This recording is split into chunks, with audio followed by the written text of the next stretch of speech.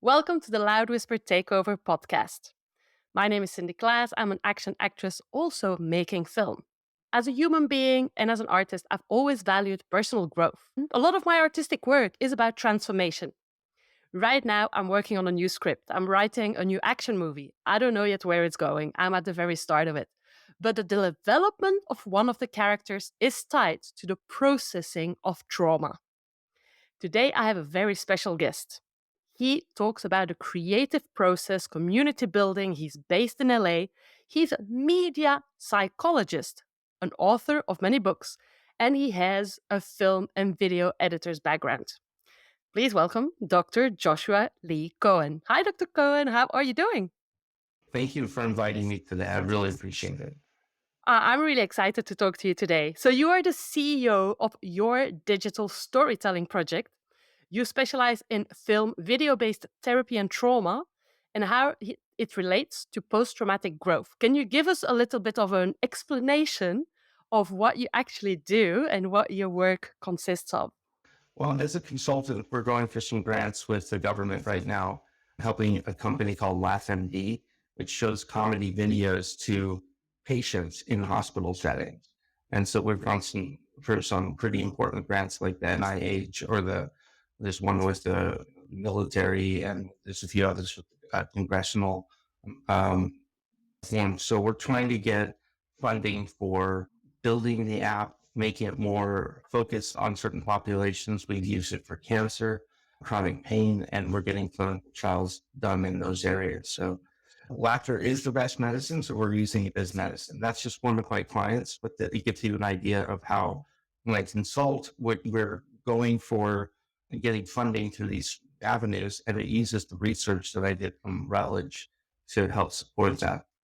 And so that's how I use film and video therapy is we're going to the future and building different examples for people to use. And the book is really a collection of people all over the world. So I have people from Italy and Spain and a lot from the US, including the famous General Patton's grandson, who does these multi-day filmmaking workshops on army bases across the country. And they've done clinical trials on their method, and making films actually reduces symptoms of post-traumatic stress for those suffering from service-related stress. So, when you're saying you're, for example, showing comedy videos within those sectors, are we talking about short films? Is it like, are they informative sort of videos? Are they fiction? What sort of videos are we talking about? They're actual like Seinfeld or Monty Python or just funny cat videos, stand up. But we've gone through and vetted them to make sure that they're not inappropriate for hospital settings or that they might trigger them. It's still in an early stage, but there's a lot of other features and tweaks that make it specific to doctors as well. And right now we've been on the front page of New York Medical on one of their websites. There's been research and anecdotal studies done also in the USC Norris Cancer Hospital. It was launched at Cedar Sinai when it was a television show, and a few other places that have used it, including Norris Cancer Hospital for the iPads to be out, and the USC's IGM Art Gallery at Keck School of Medicine. So it's a real interesting piece when you see people laughing and you realize that this is actually helping them. It makes you laugh and then you go, wait, I just laughed and that helped. And so it helps to lighten the mood, but it also physically has some health effects that are almost like medicine. And so it really helps in so many ways. And that's just from watching films. The cancer research that I did or I didn't do it, it was one of my authors. It was also in New York and working with the transitioning age youth population. Now, cancer is pretty difficult to go through already, as a lot of people know. And so the psychological effects of it were a lot of depression, PTSD, anxiety. And so making narratives and making movies actually help them to process it and internalize it, created, in some cases, some of the studies showed hope and mastery over their skills and reducing some of those symptoms of depression. It gives meaning. A friend of mine who is a film editor and in the Directors Guild has also trained under Peter Levine's method, which is a method for trauma. And it's about dealing with overwhelming experiences. And he says that you can learn about sensation, affect, behavior, and meaning the way that Peter Levine talks about with trauma. That's what makes a good film. He's saying that you want a film that is a lot of sensation and then not just words and dialogue, but like music and movement. And then the affect, you want to feel something. And then there should be a behavior, some sort of action, and then an image, of course, and then meaning. And he calls that side, and Peter Levine calls that the side bam. And Paul likes to go, yeah, it's the bam. Try to remember, it's got a punch to it. So that when you look at your films or you look at any of your work, you can say, does it match? Does it resonate with the side bam? Does it give it all those elements? And meaning should be really last in a film. It's really a medium that moves and gives sensations, and you feel it in the body, not so much in your head. And that's what also works for trauma. And that's why it's a pretty good match with filmmaking, because in the military, even, there's a very similar ranking to how they set up a film hierarchy. And so the military found it very easy to go into these workshops because they knew exactly how to follow the place and who was in charge and how to follow that order. Even if they were different ranks, what they were doing in the film. So it allows people to collaborate, gives them a sense of community in the project. And there's a lot of things that it can be used for that can be very healthy. And so, if we're talking about the person that is watching, right, the film and the positive effects that it has, are you saying that all the content that is being shown has a positive aspect, it's comedy, that sort of things? Or would there also be films that might be very sad to watch? Does that also help to process some part of their emotional trauma or not? Yes, we're not doing that with this one, but when it comes to Aristotle, if you go way back to the Greeks, he had the term catharsis, which meant literally to purge or to vomit. And it also means to purify. So people would go and watch like a tragedy, like later with Shakespeare, and it would cleanse and purify the emotions of the audience when you see a tragedy. So that's the purpose of probably why so many Hollywood films are getting the Academy Award, not when they show the altruistic happy ending, but when they show the tragedy, because that really gets into the emotions of the audience and allows you to grieve or feel without having to have a loss. And it really, it's like having wasabi of the soul. It cleans out your system.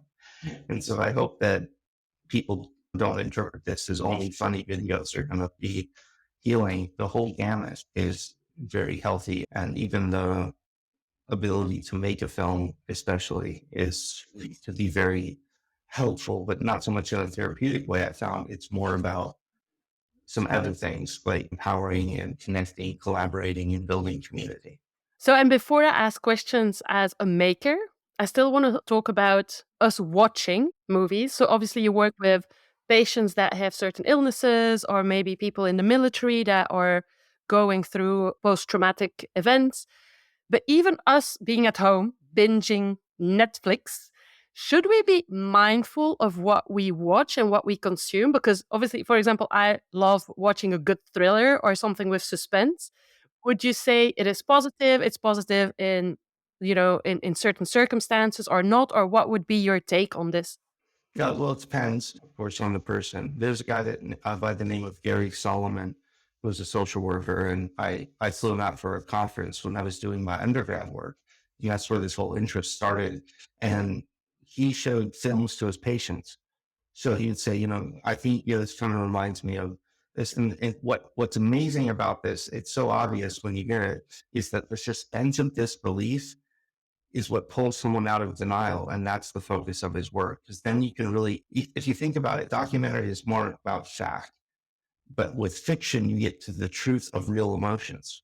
Not that you don't with documentary either, but film that goes into fiction has a value that is you don't have to worry about the labels all matching up. You can create a world where the truth comes out of how you feel, where its documentary does evoke emotion, but it's also more based on, are we getting the facts right? hopefully, and getting a narrative Yeah. based off of that. Because you have a different, they're different animals. So I think a lot of people dismiss fiction as being sort of like, well, I don't want to do a thriller that's bad for you. Sometimes going through a crisis and coming out okay can be very cathartic. And you can feel that in a lot of, horror films and comedies alike. It's just a matter of, is that going to be right for you, or is that going to be triggering to you? Or you might get through it, but do you really want to eat popcorn all the way through? Or are you going to watch Field of Dreams and only think this is Iowa and they have a lot of corn in the field? Maybe is it cute for me to get popcorn? No, it's my father-son relationships, but if they get popcorn out of it, that's fine. For the sales, I just hope that if people use films for healing, that they talk about it somehow, not just watch it and have the catharsis. But the whole point of what both ways are about is to bring conscious things that were kind of laid dormant in our unconscious, as Freud or even Jung talked about. So bringing that to the forefront is important to share that with someone later, which people do often. They go to the coffee afterwards and they go to dinner and they're like, oh my God, can you believe this? And that actually can be healing right there, because the connection you have with someone afterwards is where all the healing really takes place anyway. Whereas art kind of opens up the door. And that leads me to my next question. My mentor, that I love very dearly, he always told me, Cindy, art asks really good questions. It doesn't per se give answers, but it asks good questions so that we can then create eventually, healthy spaces for debates. And that is the purpose of art, so that those debates and those conversations can happen. So, can you talk a little bit more about what you said, like the after film, the having a coffee, the talking about the sharing of what we just saw? Like, what does that generate in our hearts and souls? I love that question, because you're basically asking, what does the soul want? And that's going to be different. The mention that I brought back to trauma is that when you're overwhelmed, sometimes you don't even know that you're overwhelmed over something, but you see a film or you see it happen to another character. I think his name was Neil Gaiman, the famous science fiction writer, talked about how fiction can actually help develop the muscle for empathy. Because empathy is not like, I hear it misused all the time where people say, oh, you need to show respect. Or they say empathy, but they meant respect. Empathy is it's a muscle. You have to kind of develop it as for open up the door for compassion and be receptive. It's not really something you can actionably do. It's more of a passive thing. And so when I hear people see a film, it opens up that door to empathy, because then you're connecting to characters that aren't even real. But you're feeling it like they are, and you're able to find out things about yourself and your friends and your world around you that maybe you hadn't thought of before. And you're going to want to share that with someone, because that helps build empathy, and not just the characters, but people like that, and yourself and the world around you. The in film's such a powerful medium. It's not just the actors of the words, just the cinematography, the music, the movement, the blocking, the location. There's so many different people. Even the props person could put in something like, if you think of Indiana Jones when he's getting that idol, that leaves a mark on people for the rest of their lives, and everyone remembers that. So everyone plays a hugely important part, like even the craft service or the people on set or behind the scenes when you're doing post. There's so many different elements. It's a huge city that basically comes in and shines a light literally on the actors. And it's such an amazing thing that with all the miscommunication, the world that these projects can even come together and people can even finish things. That amazes me. There's probably a lot of the people in that too, but it's if you think about it, it's like one cohesive message when it's done, but there's like 15,000 people involved. Not even exaggerating. It's amazing what happens when that comes together. It happens all the time. Like it's nothing. It's so true. It is such a magical experience. Like my first ever short film, it was a passion project. I didn't even know how to make a film. And all of a sudden, I attracted 26 people to make it, which was absolutely insane. And yeah, it was like such a phenomenal thing to witness of how everybody just moved together as a one. And as a team, we came together within a matter of days and then seeing the final product. I just want to bounce back on something that you said that I thought was really powerful, which is through film, we basically develop empathy, we create empathy, and we often talk, I think, as actors, as filmmakers, we don't do it for the fame, but we are storytellers, and stories kind of change hearts and can transform people or give hope. But what you're saying is not only that, we also contribute to the wider world because we help people develop and nurture their empathy. That is so incredibly powerful. So how would you say, how do you see the power of film even going beyond processing trauma, but actually even being able to contribute to a way better world in that case? I think a good explanation would be from a curatorial film where it's called Rashomon, where I think they have so many different angles and stories contributing to this one event. I think a woman was raped, and then someone comes in and explains it to the police what his story is, and then they show the film again from another person's perspective, and none of them line up. Like they're all totally different accounts of the same event. And I think it was so common that people can have different stories on the same event that this became like called the Rashomon effect, and people would refer to it as we don't know what really happened.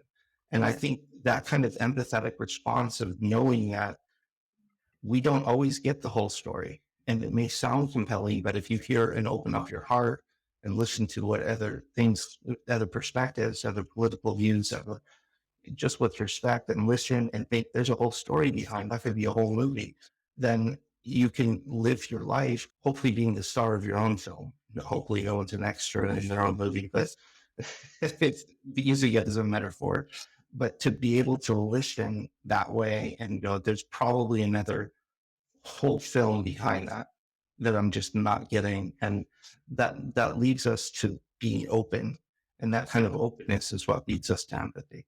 I want to ask you a silly question, if I may, because you talked about films that might trigger something in us. So, for example, there is one particular kind of film that makes me cry like in a second. And that is when there is a couple that is madly in love and one or the other dies in the movie. And when that person died, I started crying like a fountain. And I always thought, why do I have this sort of reaction? Do I have like a past life where, I lost the love of my life, or what is this? Because I cannot connect it to anything that I have personally experienced. So what would you make of that? When you focus on something that's not real, or like when you're playing as a kid with a toy or a blanket or teddy bear, that's a transitional object because you're putting characteristics to it that are part of you. And like I lost a teddy bear when I was a little kid, and it was like a horrible experience. It's just an inanimate object. But when you carry an emotional charge that you project onto something, which speak about like what is film? It's not even real. It's just solid frames that when you play it really fast, it's literally projected. And that is a term they use because you're taking your imagination, your internal worlds, and putting it all on the line and trusting that they're going to take you to a good place. Because if you think about like anything that happens in a film, if that happened in real life, you wouldn't be crying, you'd be fearful and scared and all these other things. But because you trust the filmmaker that most of the time they're going to resolve the issue, you can eat popcorn and enjoy it and pay money because this experience allows us to surrender into a pattern that is like reassuring that life has some sort of meaning to it in that brief 2 hours. So hopefully, like, I'll cry off of weird things. Like I just saw the Steve Martin documentary the other day on Apple, and I love the movie so much because here's a very funny comedian, but also had some very poignant, like romantic roles throughout the years. And I'd seen all this stuff growing up. And it's just like to see an arc of a human being to be able to act so seriously and write very poignant novels and at the same time be hilarious. That really, I think, reaches people in different ways because you don't see a lot of actors at that range. And like in his 70s now, but seeing that kind of like whole breadth of a human being and showing the public like, hey, this is what happiness looks like. You have to go through some stuff and you have to be a little, you can study philosophy and logic, but you also have to get a little silly. You have to be able to connect to people. And that's what his focus was. I guess in college, he studied philosophy and wondered about the meaning of life. But then at the end of the day, he said, I'm just going to focus on my craft. But philosophy kind of told him how to break things apart, and comedy helped connect him and bring things together.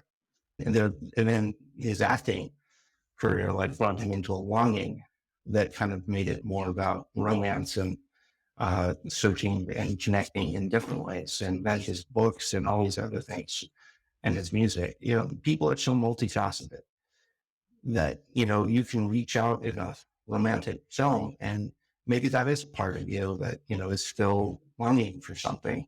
And then it dies and you're like, wait, that's not the way I wanted it to be, but it doesn't happen. That's the cool thing. It's like you get a relief. You don't have to actually grieve, hopefully, but that maybe there is something, a loss there that needed to be completed. And in real life, we don't always get to complete or see the ending of things, whereas we see a tragedy, at least it's over and we can close that part off and the credits roll. It'd be nice if we had that in real life. We have commencement ceremonies in school. We have like little rituals, but it doesn't always happen. Some things are just left like a sentence that's not even finished.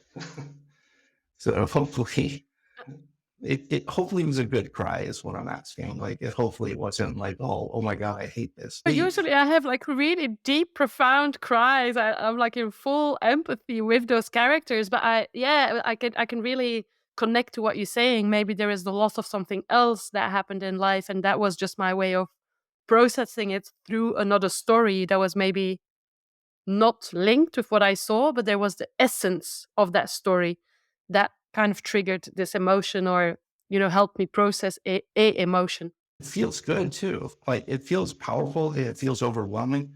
But when you're done, you feel like a balloon that got deflated or something. It's like, how did this magic happen? And because it touches you in a way that I don't think any other art form can, because it includes all the other art forms. You've got music and you've got dance. It can be anything. And to answer your other question, I think it can address wars that have not been, it does. You think of like the John Woo films, or he answered questions about love and war at the same time.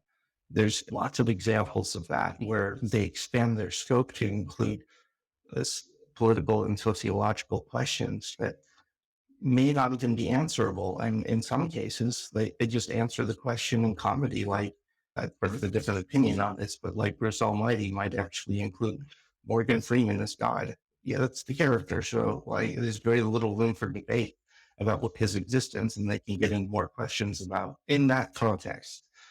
I'm not gonna throw the atheists off the cliff yet, just to be able to say, hey, this allows a different kind of discussion to go out there.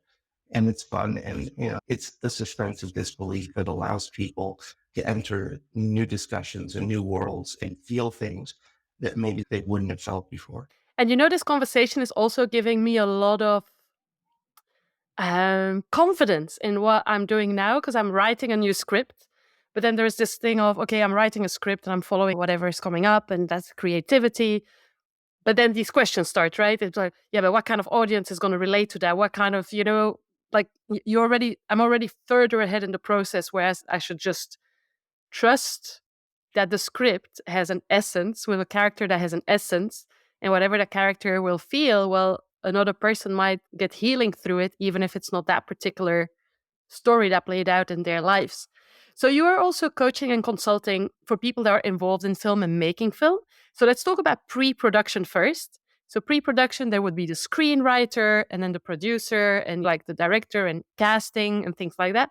What kind of things would you give us advice or top tips or a special point of view that you have for everything in regards to pre-production and how we can implement what you're researching and what you're working on within that phase of filmmaking? Well, I'm going to plug a company that does location scouting and uses virtual reality for pre-visualizations. That's the third floor, and they're huge in what they do with everything from Game of Thrones, the Avengers, all the huge effects films. And what they've done is they just do the pre-visualizations for using VR. I think VR can be very helpful in a lot of things. I didn't know that they also used it for location scouting. So the location scout in pre-production wouldn't have to fly out there. They could first see it on in VR and move around and get the shots lined up and go, that's where we need to go. And they did that a lot. And so virtual reality is being used more and more in Unreal Engine, even to give the directors a real sense of power and form before they even start. And the other thing that I love that kind of merges pre-production and post all together now is Unreal Engine, also coming from virtual reality. Dr. Skip Rizzo did the forward to my last book, and he's at the Institute of Creative Technology at the University of Southern California. And they combine people that are academics and Hollywood people and all kinds of creatives and technical people and act to write new technologies for medicine. And they've done that with the Army as well. And so what I love about what they're doing with the Unreal Engine is it takes all those elements together, and actors are mostly reacting to things. So if you're going to put a dinosaur from like Jurassic Park or like Robin Williams was always joking on Jumanji in those interviews where he's like, you can't see the rhino, how are you going to get around? And so what I love about the Unreal and virtual film set is now they can see it. And then that also helps the people in doing pre-production for their, for cinematography, because now they're getting reflective light instead of a green spill, and a lot of like real sunsets that you can shoot for hours at a time now, or literally move mountains. It helps both pre-post and pre, during, and post all together, and just brings it back to storytelling. So, and I'm hoping that will come through in film and video therapy so that patients can use that as well. And they actually have like a $20,000 version people can use, and even one on the iPhone. I found this company that's will allow you to put Unreal like right into your iPhone and shoot it. So you can have like a set behind you and then move the iPhone, and yet the set moves along with it, even on such a low budget. So that's opening up doors for what I'm trying to do so that a doctor or a psychologist can use it and make movies with their patients. And what's the material? Just like I think it was Gabriel Byrne in the HBO special, in treatment. They just showed them doing a session, and that was a whole hour of an HBO show. And they did a whole series on that where people just, without cutting away or showing flashbacks, they just showed really a well done drama of what goes on in the therapy room, because it's a story. Ultimately, people are coming in, you don't know where they came from. They share something very intimate, and then you have to listen and open up your heart to them and try to not coach them, because you can't tell them what to do. You have to be able to ask them questions that will hopefully lead them to themselves and let them do the work. It's really hard to do. And the guy that plays the therapist in that TV show, it's called In Treatment, again, just so people want to look it up. It's just an amazing depiction of what a therapist goes through and what the patient goes through, and how that dynamic is very dramatic. Even I don't even think they put music to it. It's just a session, and there's so much going on there. And when people find themselves, or they find these triggers, it's really it's really easy to identify with them. So storytelling is essentially just being able to lose your suspense, create the suspense of disbelief, and just enter that world. And that's why I see the parallel with therapy. It's just know that each person is in their movie, and even try to use the techniques of film. If we could use the techniques of seeing it as not the production end, but more as the writer's end, or even the film viewer's end, to say, look, this content that we're watching or that we're creating in our lives could be like a film, and know when you're in the second act of the film. You know that when you're watching it. But it's hard in real life to go, I'm going through all this right now, probably because it's going to get resolved later if I address it. And that can be very comforting because after a while, life does tend to have like an arc to it.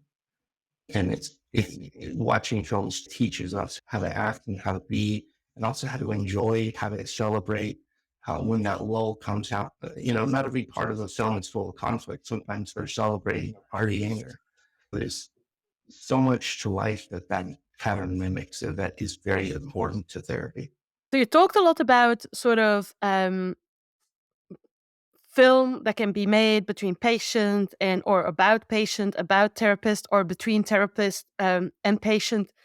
Do you have another example of a production that has been maybe implementing some of what you're talking about within their team and within their creative process, but where the end result was a wider audience and where there was still a possibility or open doors for healing, even though they might not have been the military or patients, but where as creators, as filmmakers, we as a team can really take something from this to say, oh, my film is more than just this story. Do you have another specific example that you could give? The book that I did just recently, film and video and trauma, there's a film in there called the director and the drama therapist that worked on it the director called the film Game Girls. It went to a lot of festivals. It was seen by a wider audience, but it addressed some of the issues at the time of Skid Row in Los Angeles. And so she brought in a drama therapist to work with them and talk to them. And just for the audiences that don't know Los Angeles, so Skid Row is an area in Los Angeles where there is a huge amount of homelessness and also a big community of drug addicts that are living in the streets, right? Thank you for filling in. Unfortunately, that's the way it is. And it's hit almost a crisis point where our mayor, Karen Bass, has declared that as her first priority. And because our governor also had a large priority in focusing on that, he, even before COVID, did a lecture, like a press conference at a boarding care home. So that it's become really almost a hopeless situation, but they're focusing on a lot of resources, boarding care homes, affordable housing, and just trying to make it more accessible. My goal, I think, with putting that particular chapter in is to bring awareness to it, and so people could read the book. And I have a website that I'm going to plug that later, is so that people can see clips of the film. They can see the work that people do with clients, and they can have an idea of what we do, because there's people have been doing this since the 40s. I just trademarked it and called it film and video therapy so that it continues to have a license attached to it, and it starts to build a brand that protects the professionalism of both communities of filmmakers and therapists, so that therapists don't start thinking they're filmmakers and filmmakers don't start thinking they're therapists. But ultimately, I think where it's headed, and I hope it does, is that peer support specialist is a new bill that was passed into law. And so if people started taking those courses, which they're not that much, and sometimes you can get scholarships through like NAMI, I think filmmakers could actually take that and learn how to support each other officially and bill off a Medi-Cal for that. That would be really helpful in the community, because not everyone could be everything to everyone, but that might be a way of doing healing films on a massive level. And there's a lot of communities that can do that. I just see that it's a real potential uh, boon and benefit for Hollywood, because I see so much suffering, artists and people trying to struggle for money. And that could be one way of really reaching out and honing the craft, getting paid for it, and supporting each other in the process, which would make a better film too. So the funding would come out of the film as a better reach to the audience, because then there's a more tender moment or more ability to reach those, especially for indie filmmakers. There's a lot of struggle there to do this on every level. That might be a one way of doing it. And that's something I'm going to try to focus on in the next book. But I think getting it out there in a podcast, it's like, hey, it's open to anyone to do that. You just have to take the training course and pass a test. And then you just basically, well, I'll figure out a protocol for it later, but I think people can figure it out. There's enough problems in the world that if that solved all of them and I put myself out of business, that's awesome. Because I don't think we're going to get to the root of all trauma. I think it's just, unfortunately, it's going to be around forever because that's just a part of life. But if that right there could help make filmmakers' lives easier to connect and give them more tools to connect from mental health so that they make better films, but also more importantly, they have more fulfilling lives. That would be the goal of what I'm trying to do. I'm more focused on the filmmaker than the end product. Whereas I think traditional films are more about let's do whatever it takes. Let's get a good, let's, check the gate, clean it, and then go on. And we'll forget the person that's screaming and crying on the ground and just tell them to get up and hurry up and wait. It's not always like that. If the priority is on the filmmaker, just like in any business, I think you're always going to win. And that one takes a different skill set. But they have trainings for that now. So you wouldn't have to go like to be a psychologist. You just have to like lived experience. And then that lived experience is something that you relate to others with, and that they're saying is what helps heal. You also told me that one of your biggest successes is actually healthy relationships that you've lost and rebuilt through your work. Can you tell us a little bit more about that? Yeah, I'll self-disclose a little bit because I do have a PhD. I'm clinically trained, but I have lived experience with bipolar disorder, which just wreaks havoc throughout one's life. There's never like an end to it. And when I got divorced and I, lost a lot of connections in my family, I burned like almost every bridge you could imagine in my life, from banks to schools. Like I was just a wreck. So when you have healthy relationships in your life, you get your family back, you get your friends. Even my ex-wife and I like connect on like I send her like jokes a lot. We keep a healthy boundary though, and so if you have three things I think are really important that I learned about reconnecting is have love, the appropriate boundaries, and the occasional cheeseburger. I just threw in the third one, but if you have like, I don't know why, but those things can really strengthen any relationship is when you have those boundaries and people feel that sense of power back and their sense of respect. And then it allows room for play and enjoy and all those other ones. And it's just true for everyone. And it really helped me to get back connected to my family and a lot of my friends. And even honestly, when you have respect, even your enemies will look at you differently. Those still may not like you, but if they have a respect for you, you get that boundary back. And that's a good way to be in the world when you literally respect everyone you see, even the people you don't like or whose opinions you just want to change because they're just wrong, but you respect them anyway because they're a human being and they have a right to see things through their lens. I don't know their Rashomon effect. I don't know their story, and I'll never know their story, so I can't really judge them the way I want to. I have to take that in and go, yep, there's more to it. And I think films can teach us that. There's no other medium quite like it in the history of mankind to have that many art forms. And then editing's like a new thing. We don't, you have dramas on stage, but like even Carl Jung said, like you, he's never seen something like a movie because you can see the entire arc of the character from beginning to end in a way that like theater just doesn't do. So it's an amazing thing we've had for 100 years. And it's just getting better and more accessible for people to communicate what's his name? Igmar Bergman said it's a soul to soul communication.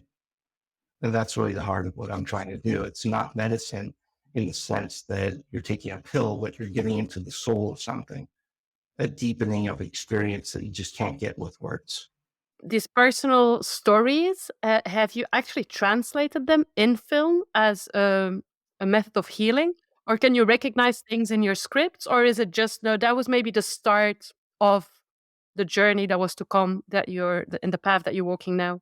Well, it's more like a journal. Maybe someday I'll have the money to show it publicly, but I would get dinged by the studios if I did. Rightly so, because a lot of it is their work. And I've done this before where we approach them for the book. They'll let you show clips in certain ways for educational, but if you combine things, they don't like that. because it messes with the intended copyright of the artist. And I agree with that. So what I've been doing is more of like a personal soul collage to try, or vision board to try to visualize my life, or anything and everything, like you said, does it have a broader impact? You can affect politics. This not affect politics. You can address deeply held beliefs and say, I would like to see it that way. It's like in this movie when it turns out that way. You can imagine stuff that is impossible and may always be impossible. But by starting from the point of I would like to make the world a better place, why not visualize it? Because you can't really build a building until you do the architecture, like until you go to an architect and build a better world. So to make the world better, you do have to start with yourself. But why not, while you're there, imagine everything better and just take it in that way? It may not happen, but there's no harm in doing a film about it, or well, actually there would be if it doesn't sell. But if you're doing it for like yourself and you're writing and you're imagining things, yes, we still need tragedy though, because that also brings us back to reality. But all those genres will come into play. We can't get away from trauma in the world. That's just part of human nature, but we can change the narrative and how we own up to things. And as a society, we're starting to do that a lot more because there's so much change going on. We can hardly keep up with it. And I think art has a huge influence on how we deal with stuff like AI. It's been there since Isaac Asimov did his work with AI, or even Arthur C. Clarke back in the 60s. They've been warning us, they've been telling us, they've been showing us how to deal with it. And now that it's here, we should dust off those old books and movies and say, how did they deal with it before it became an actual issue? Because there's some beauty to it and there's some danger to it. So we have to look at it from, see what we've already done in art and how to handle it, because it's not going away. Um, Even if we'd like to think stuff like that, we can challenge these things through the art, and it's happening. And people are asking questions. They're going to coffee and they're talking it out. I think that's healthy. And if it weren't for art or music, we wouldn't have the option of like really bringing out the best of us, the best that's in us together. And that's a quote from a professor in college who said that. But I agree with that. He used to work at Roger Corman's studios too, and wrote for Alfred Hitchcock. So he was the funniest little professor. But like his whole thing was character. I don't think films are only about character. I think they are, but there's so much more going on there. And so, but that sentiment that we can be our best selves, it is something I think is not unique to film, but it brings out a heck of a lot more than any of the other art forms individually. Really positive thing. Even the tragedy can all better us. It can make us stronger. It can make us weak into areas we didn't know. It takes us to places about humanity that are awful and awesome. It's interesting that you were talking about AI because obviously there is hope associated to AI, there is fear associated to AI. We talked about processing trauma through the process of filmmaking, but obviously very often we see trauma as something that is in the past and it kind of stays with us. When we talk about AI, it's more a projecting, future projected sort of fear. Do you think we can also process these fears of the future, the traumas of the future that haven't yet happened in our body through this, this mixing of psychology and trauma processing, but going forwards rather than going into the past? For example, the Black Mirror on Netflix, it creates a lot of people, it creates a lot of anxiety rather than there is no much sense of peace when people watch these episodes. So in that sense, I'm asking, can we actually process the trauma of the future, or do we actually just generate more anxiety with it? I don't know. I think that if we addressed it and stay in the present, that means physically watching how we react. And then after we're triggered by something, don't hold it in. Go to a friend, go to the coffee, go to some place where you could walk outside and just talk and move. And that's important to move, exercise, and when this is happening, or just like if you're introverted, listen to music or read a book and just passively take in what triggered you. Because it's good to get a little triggered because that means there's something affecting you and you need to process it your own way. But that also leads to a lot of creativity on your part because now you have something to say. Now you have an opinion that has triggered you that you need to express. And that could be really inspiring because that's what's so cool at art is it, like you said, it doesn't have to answer all the questions, but it does ask the good ones. And Black Mirror is a really good example of technology and futuristic stuff that brings up future anxiety and we can make it a better future. I don't know if you remember the film Argo. So that was the Ben Affleck film about that, using films to help people get the hostages out of that region. So I think what I'm saying is that filmmaking can also help us project into the future for the next generation, not just for us. So sometimes we get to see certain things that never happens. But for the present, that's the most important thing, being able to focus on what's present in our body, what the anxiety is, and not going so far over threshold that we just zone out. That's not okay. We need to be present and have a little bit of anxiety, but not too much. So that's what Peter Levine calls our nervous system getting back online. If we allow it to regulate and do its thing, like a lung breathing, then we'll have healthy emotions and healthy amount of anxiety. We'll be talking with our friends if you're extroverted and listening to music or reading quiet books. And that's how you process things as an introvert. There's all kinds of in between. But my point about creativity is we need all that to create new stuff. And I think what's happening from what I understand in the film industry is they're being pushed too quickly to produce stuff without that reverie or reflection, which is where the creativity really happens. And so that's a fault of the way the system is set up right now. And I know they've had problems with writer strikes and acting strikes and all kinds of stuff systemically. It would help if producers really understood that about their creatives so that they could allow them to have some space to really have reverie and do the kind of work that ends blockbuster films, which is when they're quiet and allowing that empathy and that space to come in. It would really help. And then they wouldn't have to have all those strikes because they'd be making so much money off of real creativity, not pushing them. And then they wouldn't need AI to come in. They could have real people doing stuff, which is, you can't have a healing film with a robot. And as much as it might even be a good film, it's not going to happen because it's not going to heal ever. Healing comes out of real people because robots don't feel. Well, Dr. Cohen, this was an incredible conversation. As an action actress, as a filmmaker that is also writing for sci-fi, action, thrillers, and suspense, I feel really inspired. And I also have a boost for my creativity and trust also what is coming out of me because contributing to the wider world has always been a part of my purpose as an artist. And this conversation was a very, very enriching and just gave me a lot of, yeah, let's go for it. So I hope that creatives that are listening to this episode will definitely feel the same.